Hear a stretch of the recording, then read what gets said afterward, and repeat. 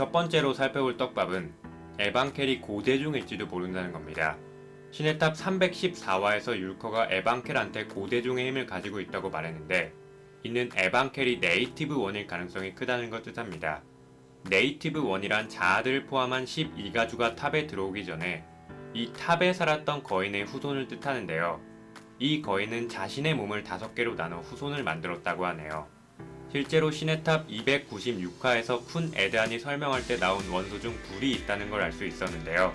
에반켈의 손이 불처럼 활활 탔던 걸 보면 에반켈은 고대종 중에서도 불의 원소를 다루는 것 같습니다.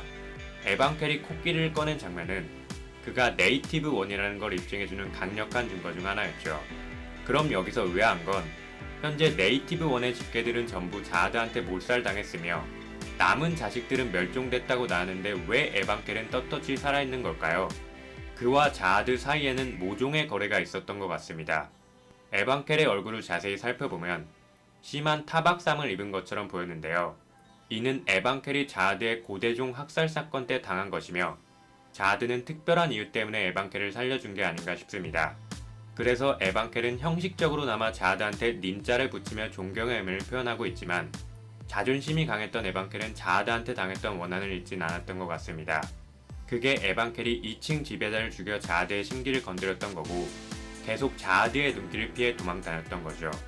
그런데 왜 에반켈은 그 많은 층 중 가장 허접하다고 볼 수 있는 2층을 선택했던 걸까요?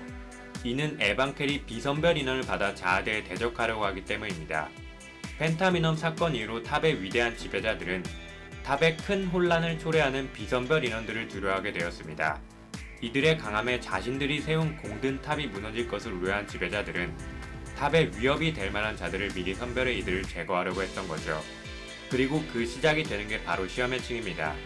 자아들을 포함한 지배자들은 시험의 층에서 훗날 자신들에게 위협이 될 만한 자들을 색출하고 있었는데, 이를 파악한 에반켈은 시험의 층 지배자를 죽여 자신이 직접 비선별 인원을 선별하기로 결정했고, 그게 밤과 라엘 같은 자들을 시험의 층에서 통과시킨 이유였습니다. 실제로 시험의 층에서는 밤에게 가시를 집어넣기 위한 실험이 진행됐는데요. 자기가 관리하는 곳에서 실험이 진행됐는데 에반켈이 이를 눈치채지 못할 가능성은 적고, 이는 에반켈이 유한성과 한 팀이 돼서 퍼그에 협력하고 있다는 걸 뜻했습니다. 그리고 이 시험의 층 관리자도 무슨 사건이 생기면 깨어나는 것처럼 이러한 퍼그의 계획을 몰랐을 리가 없습니다. 그럼에도 관리자가 이들의 계획을 눈감아줬던 이유는 자신도 더 이상 탑을 망치려고 하는 자아드의 만행을 지켜볼 수 없으며 새로운 지도자를 육성해서 자아드를 죽이려고 하는 게 아닐까 싶네요.